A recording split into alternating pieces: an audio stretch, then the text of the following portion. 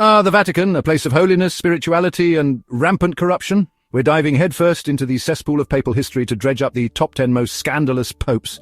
We're talking popes behaving so badly even Caligula would blush. These weren't just your regular Sunday mass-leading, wafer-distributing clergymen. We're talking warmongering, mistress-keeping, and in one particularly disturbing case, corpse-defiling popes.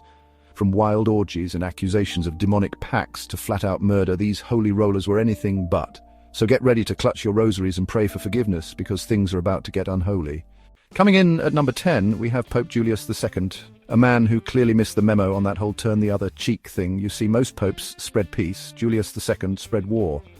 He wasn't just the head of the Catholic Church, he was a military commander who literally led armies into battle. Decked out in full armor like a holy knight, he didn't fight to defend the Vatican from invaders. Nope. Julius was reclaiming papal lands, which, let's be honest, sounds a lot like a real estate dispute dressed up in holy vestments. He was so obsessed with war, they called him the warrior pope. Imagine your local priest suiting up for battle instead of leading Sunday service. But here's where things get even wilder. Julius II wasn't just into war. He was allegedly into young men. In 1512, a bishop in France openly accused him of having multiple male lovers. And instead of denying it, Julius excommunicated the guy. Subtle, right? The rumors got so bad that some even called him the sodomite pope. Historians argue over the truth of these claims, but let's be real. Where there's Renaissance smoke, there's probably some scandalous fire. And as if the gay rumors and warmongering weren't enough, Julius II had another problem. A syphilis problem, and not just any syphilis. We're talking full-blown, can't-even-kiss-his holy feet syphilis. Julius's feet were so covered in oozing sores that they had to cover them with a cloth so people wouldn't puke. Imagine being so gross that even your holiness isn't kissable. But wait, there's more. Julius II threw massive feasts, drank like a king, and surrounded himself with young men and beautiful women. He was even rumored to have had a secret affair with Lucrezia Normani, a Roman noblewoman. Their daughter, Felice della Rovere, was suspected to be his illegitimate child. He never publicly claimed her, but made sure she married into a super-rich family. In the end, Julius II died in 1513, leaving the Vatican nearly bankrupt from his endless wars and lavish lifestyle. Some saw him as a strong leader, while others saw him as a complete disaster. Either way, he left behind a legacy of blood, scandal, and syphilis. And oh yeah, he also commissioned Michelangelo's work on the Sistine Chapel, so at least there's that. At number 9, we have Pope Boniface VIII, a man who truly believed he was God's gift to, well, God. This is a pope who literally said, I am Caesar, I am emperor, I am God on earth. Talk about a God complex. His rise to power was about as ethical as a medieval mob hit. You see, in 1294, Pope Celestine V was on the throne, a humble, deeply religious man, but absolutely terrible at running the church. Boniface saw his chance and swooped in. According to some sources, he manipulated Celestine into resigning, something unheard of at the time. Others claim he locked Celestine up to prevent him from coming back. Either way, Celestine died in captivity, and Boniface took his place. Not suspicious at all, Boniface was obsessed with power and had zero chill when it came to enforcing it. His biggest enemy, King Philip IV of France. In 1302, Boniface issued a decree unam sanctam, basically saying, the Pope is the supreme authority over everything, including kings. Philip, unsurprisingly, was not a fan. In 1303, he sent Guillaume de Nogaret and some furious Italian nobles to handle the problem. They stormed the Pope's palace in Anagni, held him hostage, and, get this, Nogaret straight up slapped the Pope in the face. That's right, someone literally smacked the Pope. The people of Anagni eventually freed him, but the damage was done. Boniface was humiliated, weakened, and furious. A month later, he died, but wait, there's more. Boniface wasn't just power-hungry, he was also rumored to be deeply corrupt.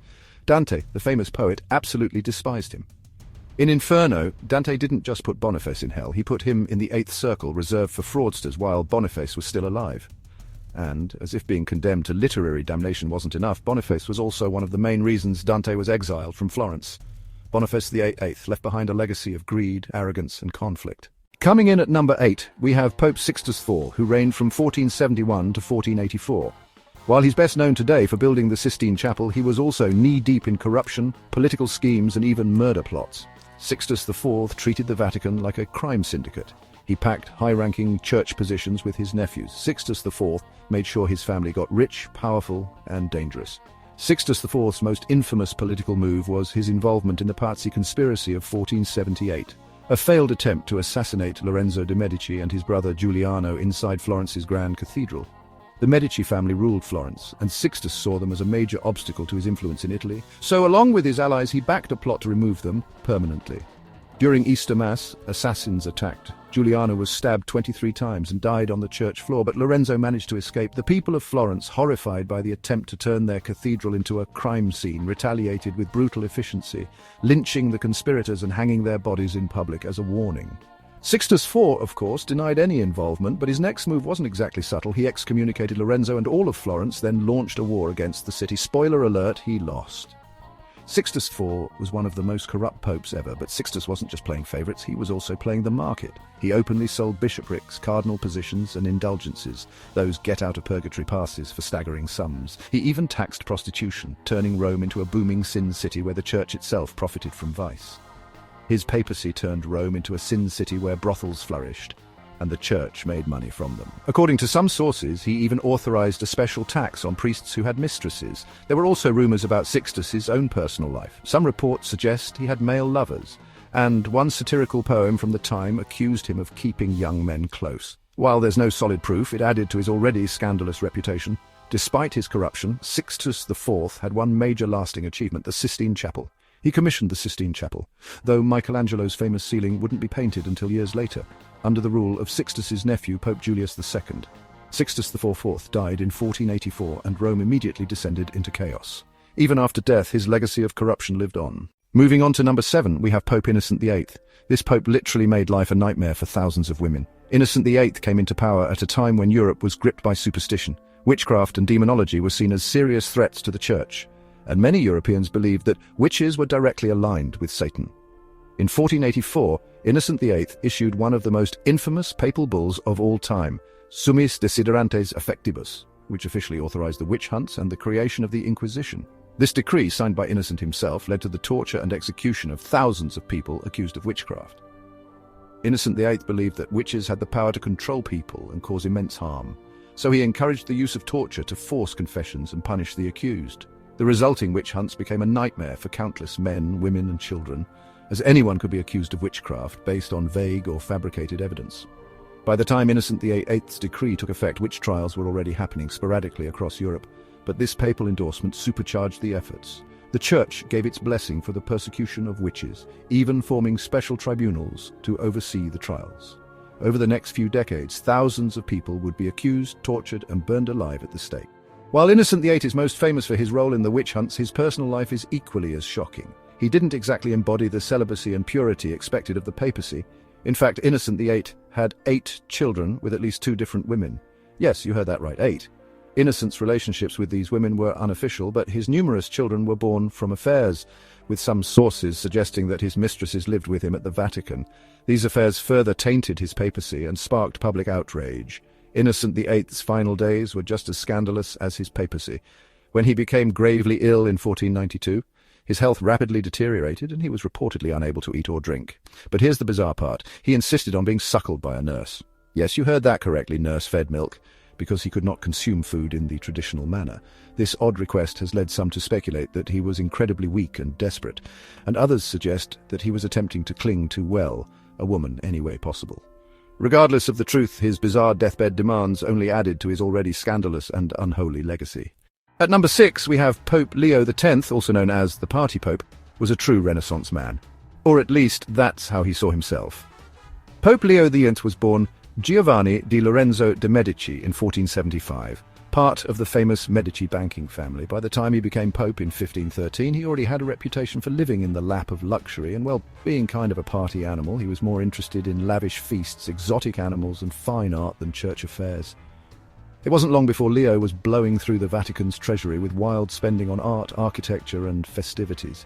In fact, Leo was responsible for commissioning the completion of St. Peter's Basilica, which would become one of the greatest architectural marvels of the Renaissance, but at a steep financial cost.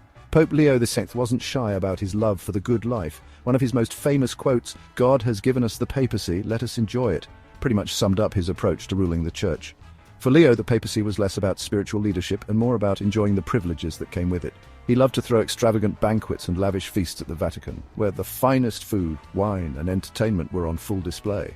His court was like a Renaissance party with musicians, artists and writers all vying for his attention. He would even outsource his papal duties to his inner circle while he indulged in the luxuries of life. Leo X's spending habits weren't just about throwing parties, he was also a patron of the arts and architecture. Leo X loved to support Renaissance artists like Raphael and Michelangelo, funding beautiful art and sculptures that would last for centuries. But the problem was, all of this spending had to come from somewhere.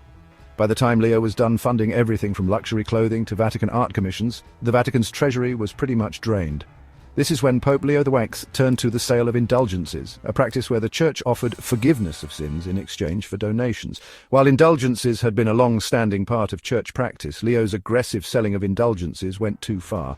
He authorized the selling of indulgences on a massive scale, which angered many people, including Martin Luther, who would go on to famously nail his 95 Theses to the door of Wittenberg's church in 1517. Though Leo X may have enjoyed every moment of his opulent lifestyle, his actions contributed directly to one of the most important events in Western history, the fracturing of the Catholic Church and the reformation of Christian faith across Europe. Pope Alexander VI, the fifth most scandalous pope on our list. His reign was a whirlwind of controversy, corruption, and chaos. Known for his numerous mistresses and fathering several children, including the infamous Cesare and Lucrezia Borgia, and used his power to advance his family's political ambitions. He was elected pope in 1492, following the death of Pope Innocent VIII. His election wasn't just the result of his spiritual merits, but also his bribery, manipulation, and the support of his powerful family. One of the most shocking aspects of Pope Alexander VI's papacy was his open relationships and sexual escapades. Unlike other popes, who at least attempted to maintain some semblance of celibacy, Alexander VI didn't hide his affairs or illegitimate children. His most famous relationship was with Vannozza Catanei, a Roman noblewoman with whom he had 4 children: Cesare, Juan, Lucrezia, and Geoffrey, all of whom would play significant roles in the Borgia family saga. But Rodrigo's affairs weren't confined to Vannozza. He had several other lovers, and his lustful nature was widely known. It was said that he even brought his mistresses into the Vatican, much to the dismay of the clergy. Once in power, Alexander VI immediately began using the papacy to secure power and wealth for his children, especially his son Cesare Borgia and daughter Lucrezia Borgia. While Alexander VI was busy with his mistresses, his son Cesare Borgia was quickly rising to prominence in the Vatican. Perhaps one of the most infamous moments in Alexander VI's reign was the Banquet of Chestnuts, held in 1501. This event is known for its outrageous display of decadence and sexual depravity. During the banquet, 50 prostitutes were hired to perform stripping dances and engage in sexual acts with the guests. The papal palace became a venue for orgies, and the event was marked by an orgy of excess, with the prostitutes themselves encouraged to compete for attention. The banquet's name comes from the men dropping chestnuts and encouraging the women to pick them up. The party was so scandalous that it became an infamous part of Borgia law and was widely criticized by church officials. In 1503, Alexander VI died under mysterious circumstances, with some suggesting that he may have been poisoned. Some believe that his death was the result of a political conspiracy orchestrated by those who feared his increasing power and influence. Others speculated that his enemies had finally had enough of the corruption and scandals surrounding his reign. So far, we've had warmongering, orgies, and enough family drama to make the Kardashians look like a model of stability. But nothing, and I mean nothing, quite prepares you for the sheer insanity of our number 6 most scandalous popes, Pope Stephen VI. Pope Stephen VI reigned from 896 to 897 AD and was the man who literally put a corpse on trial in one of the most bizarre events in papal history, the Cadaver Synod. Yes, you heard that right. This pope had his dead predecessor dug up, dressed in full papal robes, placed on a throne, and put on trial in front of a horrified audience. At the center of the chaos was Pope Formosus, R. 891-896. When Formosus died in April 896, he was succeeded by Boniface VI, who lasted only 15 days before dropping dead, likely poisoned. Then came Pope Stephen VI. Stephen VI wanted to erase Formosus's legacy, but instead of just bad-mouthing him, he took things to a whole new level.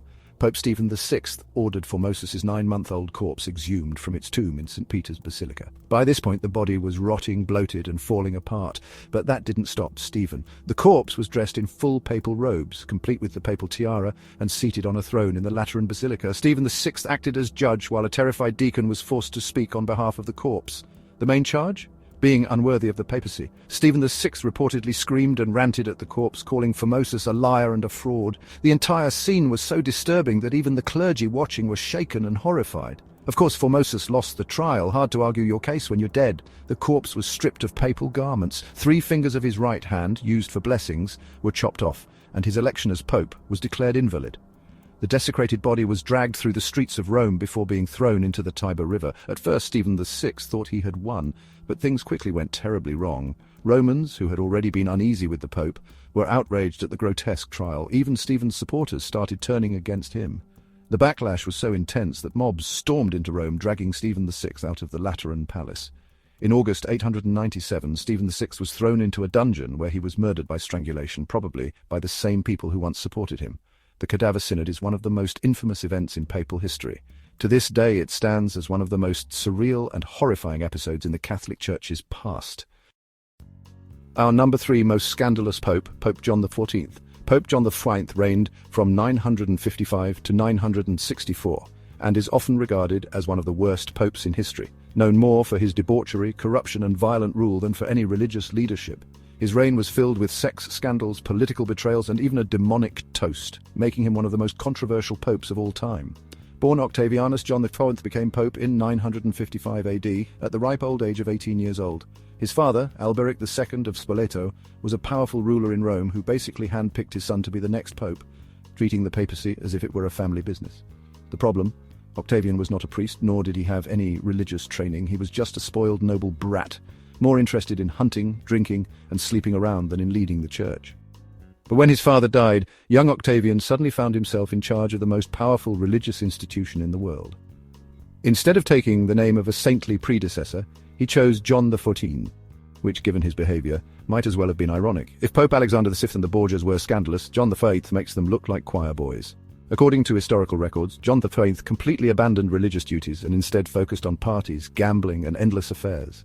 The Lateran Palace became a den of sin, according to chroniclers. He turned the Vatican into a brothel, bringing in prostitutes and sleeping with noblewomen, nuns, and even his own nieces. Some reports claim that during one of his wilder nights he actually raised a toast to Satan. John XIV reportedly spent church funds on drunken orgies and dice games. His gambling debts were so high that he started selling off church property just to pay them. John XIV was constantly at war, both with rival nobles in Rome and with foreign rulers. In 961, Pope John XIII invited Otto I to Italy for protection, leading to Otto's crowning as Holy Roman Emperor. But John soon betrayed him, siding with his enemies. In response, Otto invaded Rome, held a trial, and removed him from the church in 963. Undeterred, John raised an army, stormed Rome, and reclaimed his papacy. For a brief time, he ruled Rome like a warlord, blinding, castrating, and murdering enemies.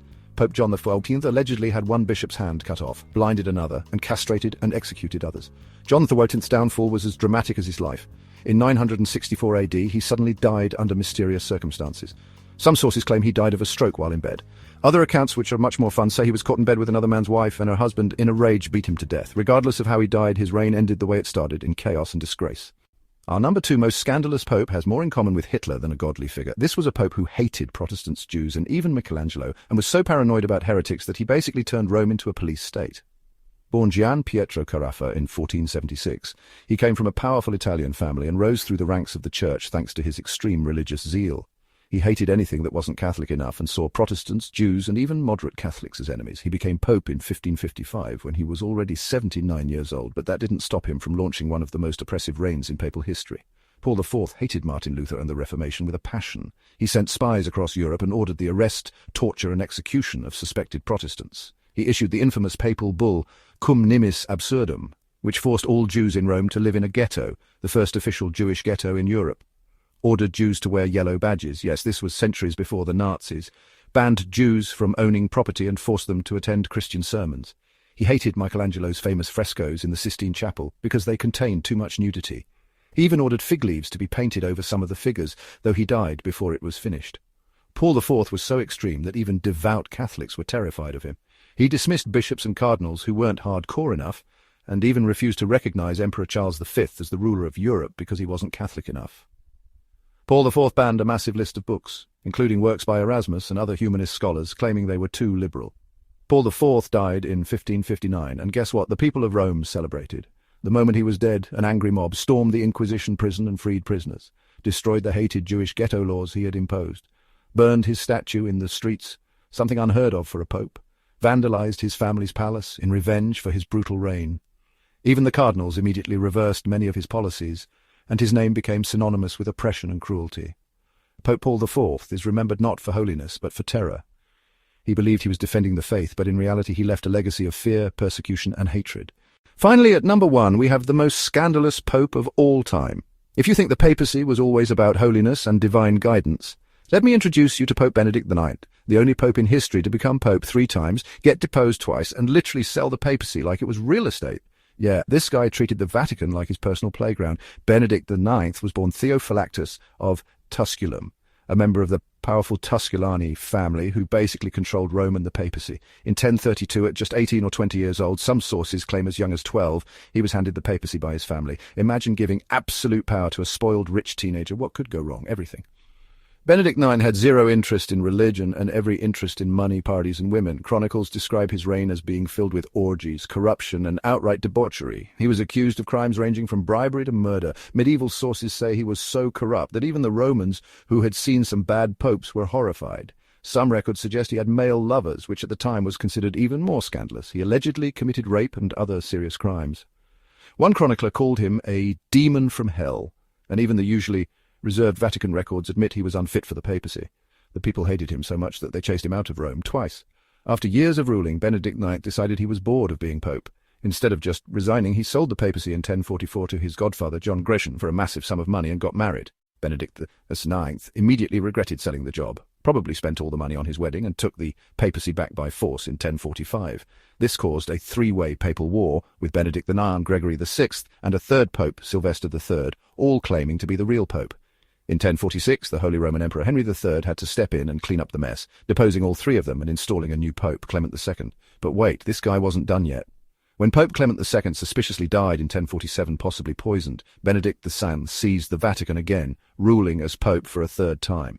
The Romans had had enough. By 1048, he was finally kicked out for good by Pope Damasus II and excommunicated from the church.